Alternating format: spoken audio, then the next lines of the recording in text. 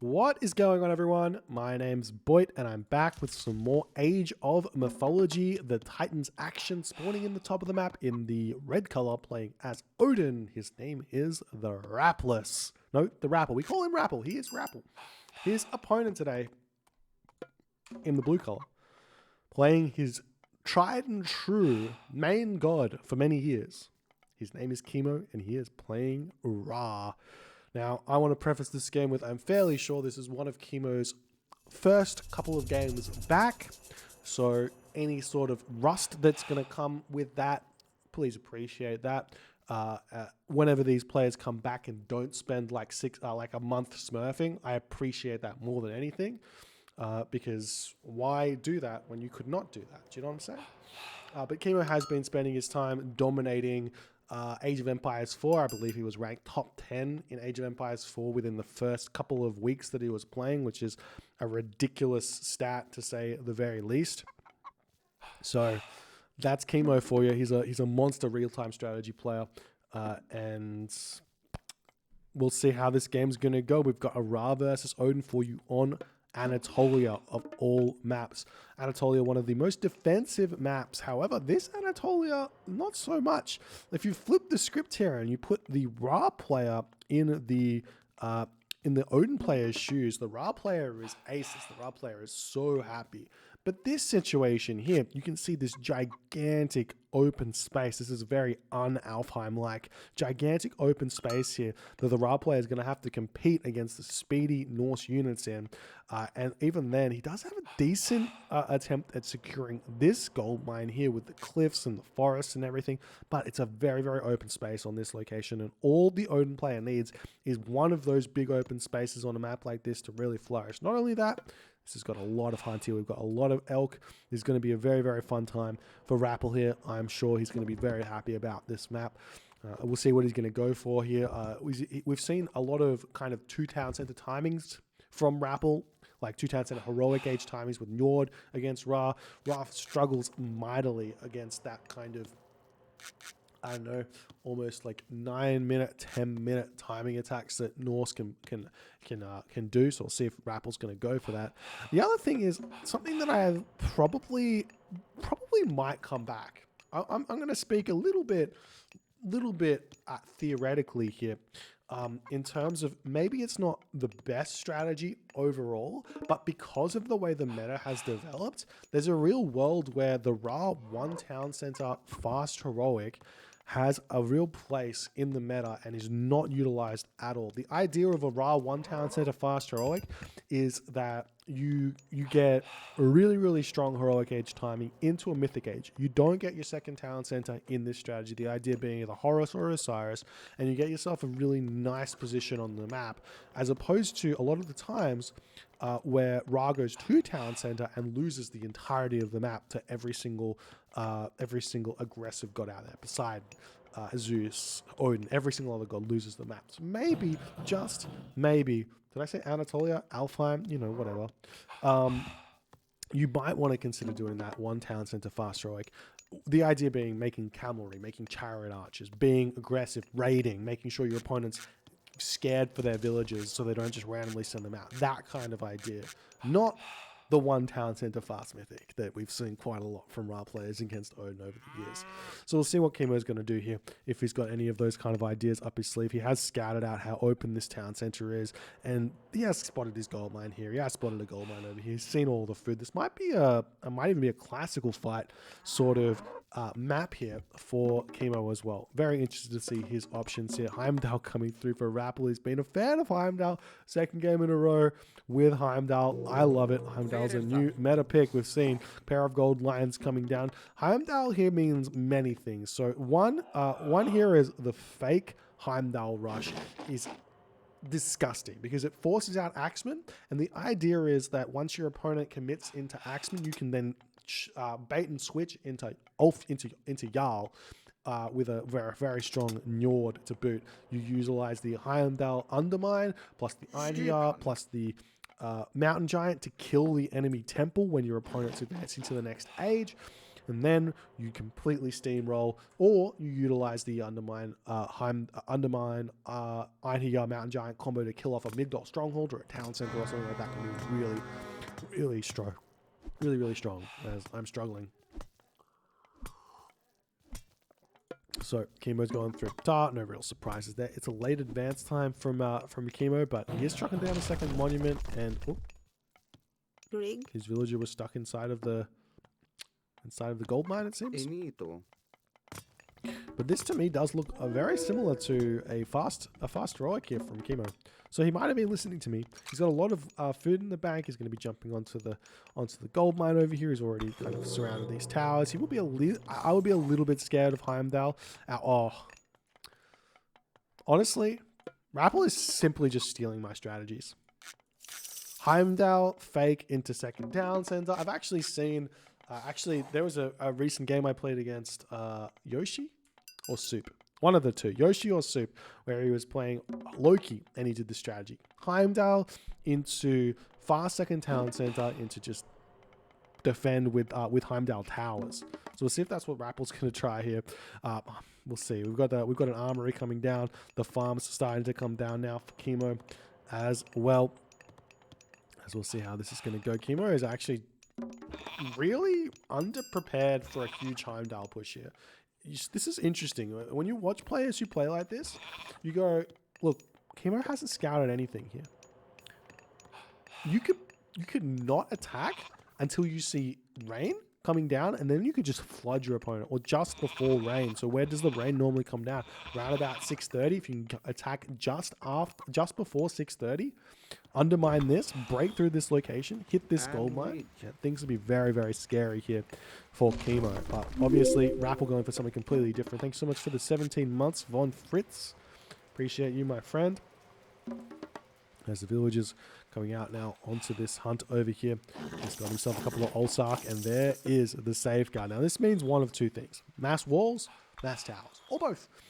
Doesn't necessarily have to go mass towers, but he's going to be doing that. Hey, thank you so much for the 12 months, Kilty. Appreciate you. Hello there. I miss your face. I hope to see you on the streaming sometime in the near future. As the Wadget coming through, going to be spotting this one out as the Ursa has found this bad boy, trying to chase that one down. As the town center is coming down here for Kimo as well. Kimo sees the second town center. He's like, well, better chase that one. I actually think this is the wrong reaction to a fast second town center grab. If you get one this delayed here, your opponent just wins. Just based on the advantage of having the town center out that much faster than you. But if you go to the heroic age first and you just try and heroic age all in the opponent's town center, at least you have a shot there to really put the pressure on. As the Ursa here trying to go after the Wadget. Seems like the tower should be able to kill the Ursa. It's going to be close, but the Ursa bails. In fact, probably will die. No, lives with 1 HP or something. That's nice. And we do see double towers down on this position. So Rapl going for the gold stuff here. Kimo does have access to a shifting sands and will have access to a rock. So effectively, Kimo can simply fly said rock over here, shifting sands onto this position, solidify that position with a Migdol, and he's going to be in a great spot. But maybe this is all part of the plan here for Rapl. He's still got his undermine. If that's what Kimo does, and Kimo does go for a shifting sands onto a second gold mine Migdol stronghold, he's going to have to drop 2 Migdol strongholds in order to hold said position, because the undermine threat, especially if there's a Njord to boot behind this, Rapl currently housed.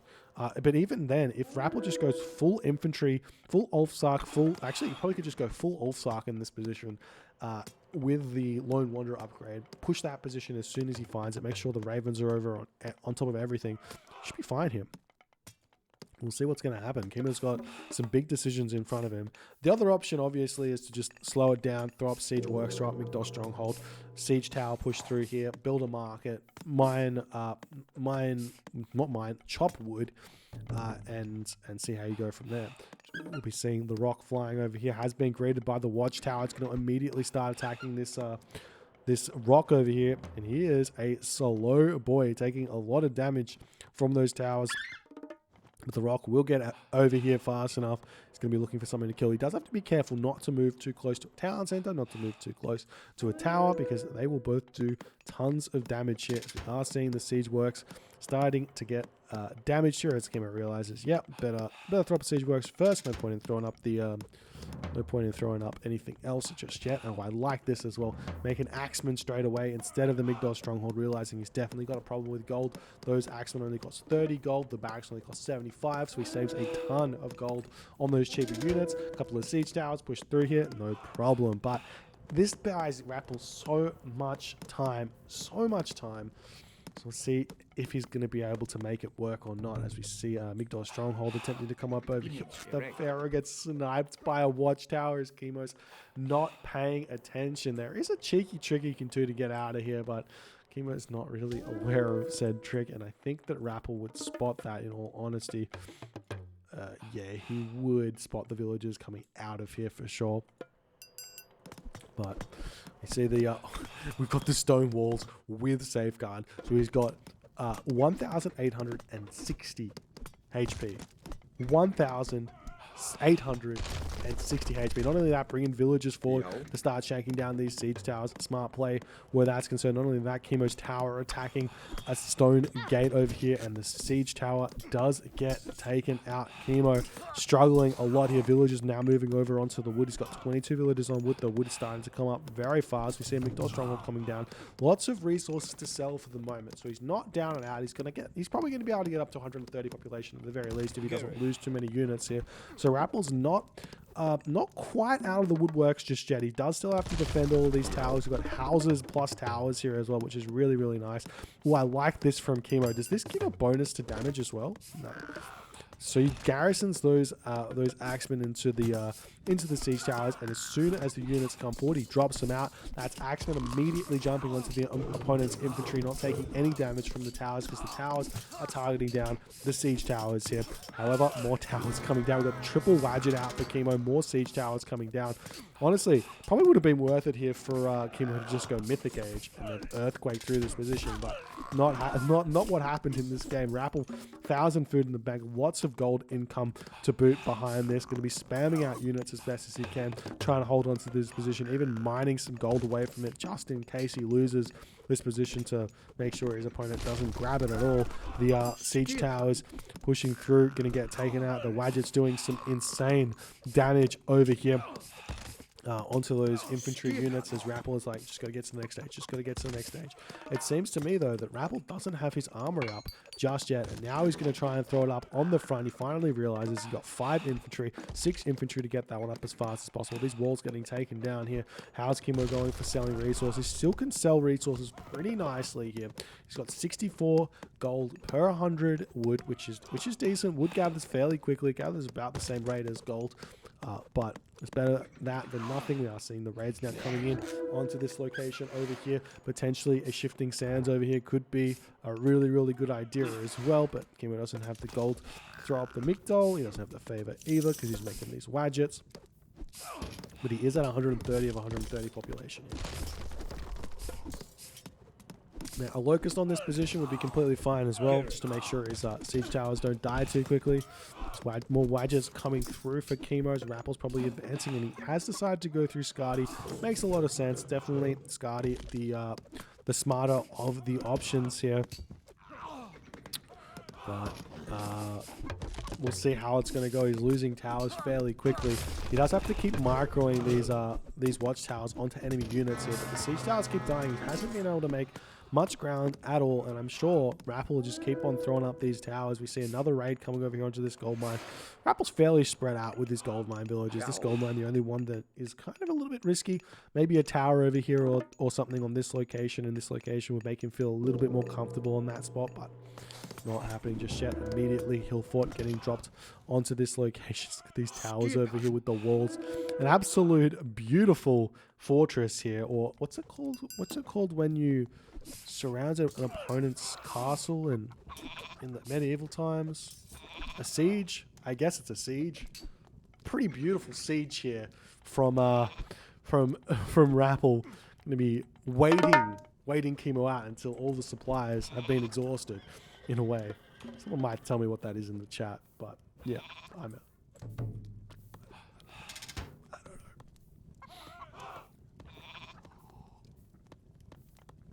Kimo now with 53 villagers on the wood. I feel like a shifting sands onto this would be really good. Throw up the town center really fast. Throw up the Heimdal here as well.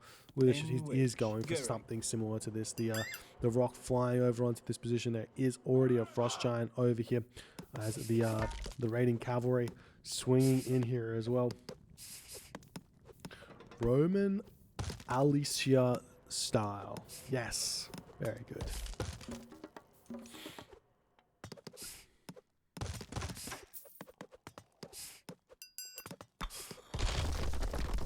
See the walls getting broken through over here. There's no gold mines to be really seen. Plus, there's also a frost though. We've definitely fairly aware that Kimo's not dead until he's dead. Therefore, holding frost until Kimo has clicked Son of Osiris is something you always want to do, because it's the best way to kill off a Son of Osiris with Norse. If you don't have frost, you're a sad person. When you see the Son of Osiris. So, Kimo here, lots of resources in the bank, no more ability to trade that wood for gold. Cost 18, gives him 18 every time now, which is nothing. So we'll see if he's going to make this shifting sands happen at any point or not. Seems like it's not the option. And also remember that Rapl has still got himself access to Heimdal. Access to Undermine, I should say. As Rapl gets his third town center, his farm's starting to come out. Oh, the rock falls here. That's absolutely brutal, because this was such an important unit to slow Rappl's economy down. Now we've even got ourselves heavy raiders out. Do we see crenellations? No crenellations just yet. We see the siege tower getting taken out. It's the frost giant making its way forward to freeze said Wadges. Now the Wadges would be able to take down this frost giant really quickly, but they're out of position. There's the undermine onto the Heimdal stronghold, as Rapl is trying to force Kimo to do something he doesn't want to do, which is stay in the heroic age. As the units have managed to push in here, picking off Kimo's units very, very nicely. Rapl, on the other hand, look at his resources, or population 133, and in the end of the game here, Kimo taps out a really, really well played game from Rapl. Beautiful little siege construction here. I love this cheeky little tower here. Very tough to get at. Lots of towers around the walls, taking advantage of the kind of constricted base. Like I was saying, this is a very open map, so super good for Norse, but Rapl didn't play it like it was an open map. He was like, no, you're getting stuck in your base and you're going to love it. That's what he said to Kimo here, and Kimo said, you know what, I'm going to stay in my base and I'm not going to love it, but that is fine. Now, guys, there's a lot of options if you're in this situation. I feel like Kimo maybe panicked a little bit here. I feel like a lone rock wandering, or even just tuck the villagers in over onto this position could have been an option. Over onto this position could have been an option. A lone rock over here could have been an option. Plenty of rock shenanigans here for Ra. The shifting sands as well was definitely an option to go for here to grab a gold mine. And the final option, which is the most cheesy, is the fact that you can actually, off of one medium gold mine and not a lot of fighting, you can actually start a fairly healthy trade route from your back corner to your hometown center, a very Kimo style, and then have a decent trade route for 140 population. Any of those could have worked. I think that the second town center here from Kimo is one thing you want to avoid doing. If you've committed to one town center play, stick with one town center play. If your opponent grabs a second town center, you need to punish the second town center by getting tech. That is the general play, or by outrating your opponent is the other way around that. That's the general idea. That's the kind of combat triangle of strategies, if you will. It's not exactly a triangle. Nothing is hard counter to anything, but it's one town center. It's tech beats. It's like tech, economy, military over here. Tech, economy, military.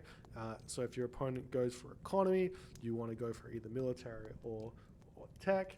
If your opponent goes for military, you either want to go for like one of, but you know what I mean. You have to pick two of those three options and stick with it. Don't change your option, otherwise things are tough. Anyways, if you guys enjoyed this game, please consider hitting the follow on the Twitch. If you're on the YouTubes, hit that subscribe button, and I'll see you guys in the next game.